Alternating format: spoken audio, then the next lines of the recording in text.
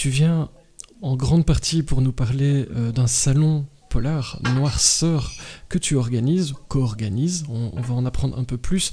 Et je sais que les derniers jours, les dernières semaines avant l'événement sont toujours très très mouvementés. Et donc, Oui, Mathieu. merci beaucoup de prendre le temps de venir. J'ai muté Anthony parce qu'on t'entendait, Anthony. C'est pas grave. Je fais comme chez moi. Salut. Et il rit, lui, il rit. Bonsoir Mathieu, je te réexplique vite fait le principe, comme ça je lancerai le chrono juste après. Le principe, c'est 15 minutes chrono pour te présenter vite fait si tu le souhaites, et puis tu dis tout ce que tu veux en lien avec les livres, et j'imagine avec ce salon Noirceur, je te préviendrai une petite minute ou deux avant le gong des 15 minutes, je n'ai pas de gong, je tiens à vous le dire, non, plus de budget, pour te laisser le mot de la fin, et les personnes qui nous écoutent peuvent évidemment réagir, poser des questions, et elles peuvent potentiellement utiliser leur point de chaîne pour t'ajouter une minute par-ci par-là. Je ferai le compte et je les ajoute à la fin des 15 minutes. Comme ça, tu sais tout, et pendant que je lance le chrono, eh bien, est-ce que tu peux nous dire en quelques mots qui tu es? Alors, moi je suis Mathieu Delory, donc je suis président d'une association qui est à la base orientée course à pied, mais c'est-à-dire que chez nous, les courses à pied, on en trouve un peu partout. Donc organiser une manifestation de course à pied, c'est juste impossible, tous les créneaux sont déjà pris. Donc dans les membres de l'association, on a également beaucoup de grands lecteurs, euh, donc des ruines en livres. Hein, voilà, ils explosent le portefeuille, le budget livre chaque mois. Donc voilà, essentiellement des lecteurs de polar, mais bon, un peu de tout aussi. Et du coup, voilà, comme on voulait à tout prix organiser quelque chose, on s'est dit un salon du livre, c'est bien, un salon du polar, c'est encore mieux. Et puis voilà, après on a essayé de mettre un petit peu de sens derrière tout ça. Voilà, moi je lis très peu, mais j'ai toujours été assez fasciné par le monde du livre. En fait, c'est marrant parce qu'en fait je lis vraiment pas beaucoup, et pourtant chaque fois que mon épouse va sur un salon, je vais avec elle, et en fait je prends autant de plaisir à flâner dans les allées du salon qu'elle, en fait, simplement à échanger avec les auteurs. C'est super agréable. Donc voilà le pourquoi du comment. Le pourquoi, et donc par ricochet, eh bien, tu as décidé de lancer l'organisation d'un salon polar. Alors je le dis tout de suite pour les gens qui nous écoutent, c'est le 15 octobre, on va en parler tout de suite, c'est dans le Pas-de-Calais. Tu peux nous en dire un peu plus sur la région et où ça se fait, ce salon Noirceur? Je vais mettre pendant ce temps-là l'affiche. Bah oui, on n'arrête pas le budget à ce niveau-là. Je vais mettre l'affiche du salon. Alors, en fait, donc, ouais, le salon va se passer, donc, ce sera une première, hein, dans un petit village qui s'appelle Ablain-Saint-Nazaire. C'est un village de moins de 2000 habitants, donc dans le Pas-de-Calais, comme tu as dit. Euh, donc voilà, on est à quoi, bon, même pas, non, on est à quoi, 60 km de la frontière belge à peu près. Et en fait, nous ici, c'est bien parce que le Nord-Pas-de-Calais, c'est une région qui est très orientée polar. Et d'après ce que j'ai pu constater des réseaux sociaux des auteurs belges, euh, visiblement la Belgique est aussi une terre de polar, de BD bien sûr, mais aussi de polar. Donc du coup, organiser ce salon franco-belge, c'était, je trouvais que c'était sympa. Et c'est franco-belge, je t'interromps, donc c'est un pays qui est à l'honneur, cette édition-ci c'est la Belgique. Et Tout à fait. voilà, ça c'est la première édition, c'était logique de se tourner vers le voisin, qui je confirme aime Ouais. beaucoup les polars, c'est pas moi qui vais contredire. Non, non, ouais, donc bon, voilà, on s'est dit pour une première, on fera avec la Belgique. Bon, l'idée de la Belgique, bon, outre le fait que ben, forcément c'est de l'autre côté de la frontière, donc pour une première organisation, c'est peut-être plus facile, mais c'est aussi la rencontre avec Salvatore Mini sur un salon qui m'a donné cette envie-là de faire un salon commun avec la Belgique. Et donc voilà, pour l'instant, au niveau des préparatifs, tout me donne tout nous donne plutôt raison. Donc c'est bien. On verra comment se passe le salon. Mais là, jusqu'à maintenant, c'est déjà une belle aventure France-Belgique qui se déroule. Alors n'hésitez pas, si vous avez des questions. Qui peut-on voir à ce salon? Parce que c'est une des questions qu'on me pose. Tu as encore plus de 10 minutes, donc on a le temps un peu de dire voilà qui sont les invités, qui les visiteurs pourront croiser à votre salon. Alors, on aura 15 auteurs français et non, 14 auteurs français et 11 auteurs belges, dont toi-même. Il y aura Clarence Pitts, il y aura Yves Van de Berg et Laurent Brandius, il y aura Salvatore Mini, il y aura Patrick Delperdange, Philippe Gustin, Coraline Croquet, Jack Jacoli. Et puis, il me semble que j'ai oublié personne. Non, je crois que j'ai fait le tour. Au niveau belge, c'est du lourd. J'ai tout le monde. On va faire un bus, on va passer la frontière. Salut Vincent, merci pour le follow de la chaîne.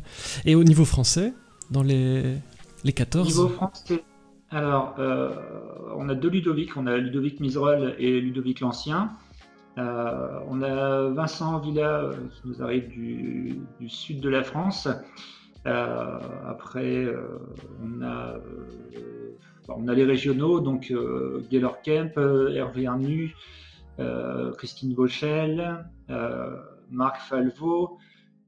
Dans les régionaux, on a qui encore? Caroline Carton. On a Stéphane Nocant, qui est moins connu, mais en fait, Stéphane Nocant, il a développé un petit concept de roman policier en cadavresque. Ils sont 45 ou 46, je crois, à avoir participé au projet. J'ai trouvé ça assez fou quand même. Donc, il nous en parlera d'ailleurs le jour du salon. Il fera un petit atelier, une petite démo. Voilà, je ne sais pas comment il va présenter les choses, mais il a dit qu'il en parlerait, c'est sûr. Voilà. Ensuite, qui avons-nous d'autres? On avait Ophélie qui malheureusement, avec sa cheville, a dû limiter ses déplacements sur les salons. Oui, donc, on pense bien à elle. Et Coraline Croquet nous dit dans le chat qu'elle sera avec nous avec un énorme grand plaisir. C'est plus qu'un énorme plaisir, c'est un énorme grand plaisir. Et Émilie Ancio aurait adoré être parmi nous, mais elle est déjà engagée à Gemont. Bah oui, tu vas nous manquer, Émilie. Qu'est-ce que c'est que cette histoire? Moi, je pensais te voir. Et par les licornes, ça ne va pas. Oui, du beau monde. C'est une première édition, c'est une très très belle affiche. En tout cas, il va y avoir une très très grosse ambiance. C'est un jour, donc le 15 octobre, de 10h à 18h. Et ça se fait, donc tu le disais, dans la village. Je ne sais pas si c'est une ville ou un village. Mais donc oui, à Blain-Saint-Nazaire. À Blain-Saint-Nazaire. Alors on va parler, parce que ça me tient à cœur aussi, et je pense que toi aussi, il y a un projet un peu parallèle au salon, c'est un recueil, je crois, de nouvelles. Tu peux nous en dire un mot, ou deux d'ailleurs, tu as le droit. Oui, alors en fait, on s'est rajouté une charge de travail supplémentaire. Donc on voulait faire ce recueil de nouvelles qui porte, là les livres, ça y est, on les a reçus là, donc qui porte le nom de Noirceur volume 1. Donc ça implique qu'il y aura forcément un volume 2 l'année prochaine. Voilà. Et puis donc il y a 13 auteurs qui ont participé. Donc il y a 12 nouvelles, mais c'est parce qu'il y a une nouvelle qui a été écrite à quatre mains. Donc on a des Belges, on a des Français. Voilà, la participation au niveau des auteurs, elle a été, les auteurs se sont impliqués quand même pas mal. Il y a d'ailleurs Émilie Ancio qui pourra pas être là avec nous, mais qui a écrit une des nouvelles. Donc voilà, du coup, ça me fait penser, oui, j'ai oublié dans la liste que j'ai donnée tout à l'heure, et il ne faut surtout pas que je l'oublie, c'est La Reine des Bas, donc qui est belge également, qui ne connaît pas du tout l'univers des salons, donc ça va être un peu une découverte pour elle. Pourtant, elle en est à son 11e roman, mais voilà, elle n'a jamais fait de salon, et en fait, La Reine des Bas, elle avait double raison d'être présente avec nous, parce que, bon, d'une, elle est belge, et de deux, elle a une sclérose en plaques. Et en fait, le salon, comme le recueil de nouvelles, permet de, comment dire, soutient la lutte contre la sclérose en plaques. Mmh. Et d'ailleurs, le recueil de nouvelles, l'intégralité des ventes du recueil sera reversée à la Fondation Opale. Donc, la Fondation Opale, moi je vais en dire un mot vite fait. En fait, pour la sclérose en plaques, il y a la recherche. Bon, c'est super important. La recherche continue à avancer et ça c'est génial. Après, il y a autre chose en parallèle, c'est qu'en attendant que les travaux de recherche se poursuivent, il y a la Fondation Opale, entre autres. C'est un centre de rééducation qui fait énormément pour les patients atteints de sclérose en plaques. J'y étais la semaine dernière en consultation chez eux. Et voilà, ils font des ateliers de rééducation sur des tapis de marche, sur des vélos d'appartement, sur des vélos électriques. Enfin voilà, il y a des séances de kiné, il y a plein de choses comme ça qui sont nécessaires et plus qu'essentielles pour les patients atteints de sclérose en plaques, mais pas seulement, en gros d'énormément de maladies neurodégénérescentes. Voilà, donc le salon plus le recueil de nouvelles, tout ça, on le fait, bien sûr, on le fait pour nous, on le fait pour vous les auteurs, on le fait pour les lecteurs, pour tous ceux qui vont venir en visite sur le salon, et puis aussi, on le fait aussi pour la Fondation Opale. Pour la Fondation Opale, très important. Bonsoir Ayapuka Cox, j'espère que je l'ai bien dit. Je te l'annonce déjà, Mathieu. Kiko t'a accordé 1 minute supplémentaire, donc je la note, on te la rajoutera après, bien évidemment, parce que c'est très important. On me glisse dans l'oreillette une question, vous n'arrêtez jamais de me poser des questions sur Messenger et vous êtes des coquins. On me demande si... alors, j'imagine le recueil, on peut l'acheter sur le salon, ça je le sais. Est-ce qu'on peut l'acheter ailleurs, quand le salon aura eu lieu peut-être, ou pas? Les gens demandent. Pour ceux qui ne sauraient pas se déplacer jusque-là. Oui. Alors en fait, si il reste encore du stock au niveau, suite au salon, oui, le salon sera le recueil sera disponible soit sur les autres salons, ou alors pour l'instant on a prévu de mettre un peu de stock chez la libraire, donc la libraire partenaire, la ruche au livre de Caroline. Voilà. Après, est-ce qu'on va mettre quelque chose en place en ligne? Je ne sais pas.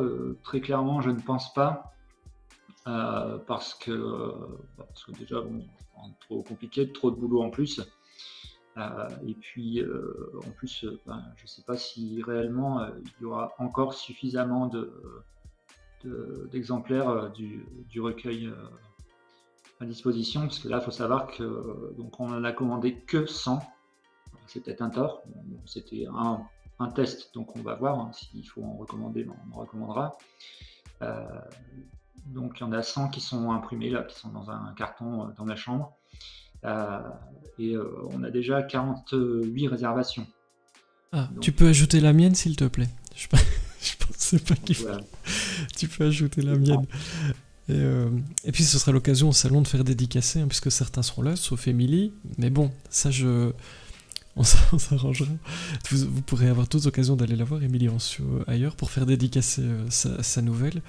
Donc, eh bien on verra un petit peu, j'espère que tout va partir le jour du salon. Euh, on me demande aussi pour toi, alors est-ce que tu as une idée comme ça qui te vient spontanément quand on dit quelle est la chose la plus difficile à faire ou à vivre quand on organise un salon comme ça? Euh, alors, organiser des événements, j'en ai déjà organisé beaucoup. Par contre, des événements littéraires, bah, là, ça va être un premier. Donc, ouais, je pense que ce qu'il va falloir surtout, c'est bien s'organiser au niveau de tous les organisateurs. Bon, ça fait répétition, mais voilà. Et tous les bénévoles pour dire qu'on puisse couvrir un maximum de terrain, parce que je pense qu'on va être amené à se rendre un peu partout entre les remises de prix, entre les différentes choses qu'il va y avoir. Il va y avoir de la restauration, mais bon, c'est pas nous qui la gérons pour les visiteurs et de la restauration à l'extérieur. Après, je sais qu'il y aura des cafés qui seront proposés, il y aura peut-être une buvette. Les cafés et les crêpes, ça c'est sûr, c'est bon, c'est acté. Euh, donc voilà, c'est tout un ensemble qu'il va falloir chapeauter. Après, au niveau de la médiatisation, je pense que tout le travail a été fait jusqu'à présent. Euh, Après, voilà, ce qu'il faut, c'est avoir du monde. Et tu disais les prix, je sais que c'est une question qui revient souvent. On ne veut rien savoir, je te rassure, pas de piège. Est-ce que tu veux en dire un petit mot? Je sais qu'il y a plusieurs prix qui vont être attribués pendant cette journée, 3 catégories. Et je sais qu'il y en a une qui tient très à cœur à Dirty Barbouze, qui nous écoute peut-être encore. Parce qu'on essaye de retenir la date, mais voilà, je te présente Mathieu qui organise le salon Dirty. Donc en fait, il y a un prix Polar Jeunesse. Euh, donc voilà, on a 4 auteurs qui ont proposé à notre petit jury de CM2 l'an dernier, 6e cette année. Euh, voilà, donc ils ont fait un petit jury, ils ont lu les livres avec la plus grande attention possible, en prenant bien des notes et tout. Ils se sont réunis, c'était trop mignon. Et voilà, ils ont choisi leur vainqueur à l'unanimité. Donc ça sera à découvrir le jour du salon. La remise du prix jeunesse se fera vers 11h. Et ensuite, il y a 2 autres prix. Il y aura le prix Noirceur France et le prix Noirceur Belgique. Voilà, on a séparé les deux. On a à peu près le même nombre d'auteurs. Euh, donc voilà, donc il y a 3 finalistes français. Donc c'est pareil. Donc le verdict sera délivré le jour du salon à 14h. Et on a la même chose côté belge, avec non pas 3 finalistes, mais enfin 4 auteurs pour 3 livres, dont un certain Frédéric Arnotte que vous connaissez peut-être. Le stress, Euh, si vous saviez. voilà. Donc qui partage la finale avec Clarence Spitz et puis avec Yves, le duo Yves Laurent. Euh, donc voilà, c'est une belle bataille. J'ai assisté là à, à la bataille pour le vote pour connaître le lauréat du prix. Et c'était assez palpitant. Il y a eu plus de suspense côté belge que côté français. Ah oui, on aime le suspense du côté belge, c'est pour ça. Voilà. Et j'en profite pour le redire. Franchement, que ce soit Clarence, que ce soit les amis Yves Laurent ou moi, vous aurez un chouette vainqueur, un très très bon livre. Et du côté français aussi, plus la jeunesse, il y en a pour tout le monde. C'est plutôt cool. Il reste très peu de temps, je vais t'ajouter 1 minute encore, parce que je suis comme ça. Je ne sais pas si tu as encore un dernier mot. Sinon, je te propose aussi de revenir sur les infos pratiques pour les gens qui nous écoutent, pour être sûr qu'ils aillent au bon endroit, le bon jour, au bon moment. Je te laisse conclure très gentiment, comme tu le souhaites. Oui, non, je pense que je vais conclure sur les infos pratiques. Sinon, je vais me disperser, je vais repartir sur autre chose. Et on va perdre l'essentiel. Donc voilà, je répète, c'est samedi 15 octobre de 10h à 18h. Donc Noirceur, le premier salon, première édition. Donc à Ablain-Saint-Nazaire, donc ABLAIN-Saint-Nazaire, dans le Pas-de-Calais.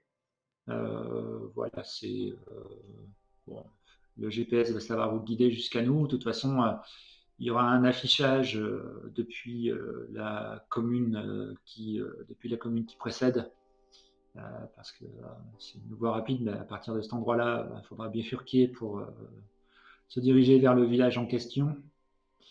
Voilà, sinon après, il y a tout ce qu'il faut. Il y a les places de stationnement, je le disais, donc je le redis, il y a, pour les visiteurs qui souhaitent, il y aura une friterie à l'extérieur.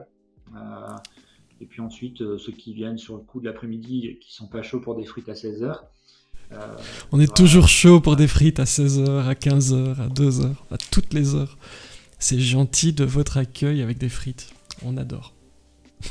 Voilà, donc il y aura le bar sera ouvert, donc avec des boissons fraîches peut-être, et puis sur des cafés, il y aura une petite table crêpe qui sera là aussi. Donc c'est pareil, tout ça aussi, ce sera direction les caisses de la Fondation Opale. Voilà. Et on me demande une dernière question pratique. Est-ce que l'entrée est gratuite? Oui, l'entrée est gratuite, bien sûr. Oui. L'entrée est gratuite. C'est pas toujours le cas. Hein. Je ne citerai pas de grands salons à Paris. Et donc, comme quoi, vous voyez. Donc, n'hésitez surtout pas. Il y a parfois de la route, mais pas. On peut faire un convoi depuis la Belgique, hein, comme vous avez compris. Donc, n'hésitez pas si vous avez envie de passer une très très belle journée et de manger des frites. En plus de tous les livres, de tous les prix et de tous les auteurs à rencontrer, eh bien, le salon Noirceur à Ablain-Saint-Nazaire, c'est le 15 octobre. C'est dans 2 semaines. Mathieu et toute ton équipe, sincèrement, je vous souhaite le meilleur pour les derniers jours de préparatifs. Je sais que c'est chaud, ça me touche beaucoup que tu sois venu en parler, c'était important. On va rediffuser tout ça pour qu'un maximum de gens viennent et pourquoi pas achètent ce recueil qui fera avancer un petit peu les choses au niveau de la Fondation Opale, et c'est une excellente chose. J'espère que tu as bien noté de réserver mon exemplaire. Le 49e. Oui, j'ai pris note. C'est important. Et Coralie nous dit, c'est Philippe Gustin qui conduit. J'espère que son GPS est à jour. J'ai le même. J'espère que ça va aller, mais Waze, au pire, Coraline. Waze, ça marche toujours. Merci beaucoup, Mathieu. Nous dit tout le monde. Je te souhaite une très belle soirée avec nous ou dans les préparatifs. Courage au fiston. On pense à lui. C'est pas cool, une opération. Ouais. Et donc, courage à lui aussi, c'est le plus important. Oui, je disais, il y a des chances qu'ils soient en train de regarder la diffusion là, actuellement depuis sa chambre d'hôpital. Je sais que mon épouse est là-bas avec lui et elle regarde la diffusion, donc voilà, très certainement qu'il en profite. Eh bien, on lui souhaite le meilleur, bon rétablissement, on pense à toi et courage. Courage, je connais. Les blessures comme ça, c'est pas cool. Mais vite sur pied, c'est le principal. Et quand on est bien entouré, et puis à l'hôpital, on va prendre soin de toi. Tu auras de la glace, des crèmes, peut-être des frites ou pas. Je ne sais pas. Je sais pas, non. Hein. Ils font pas des frites à l'hôpital. Ils devraient. Non, ils devraient. Non, Anthony fait une grimace là. Il a pas l'air convaincu par mon idée de frites à l'hôpital. Eh ben écoute, je pense qu'ouvrir une friterie à l'hôpital, ça peut être un bon plan de reconversion professionnelle. C'est ça, ou en Suède. Ça peut marcher aussi. Mathieu, je te libère. Merci beaucoup. À très très bientôt. On se voit en vrai dans une quinzaine de jours. Et d'ici là, que tout aille bien pour vous.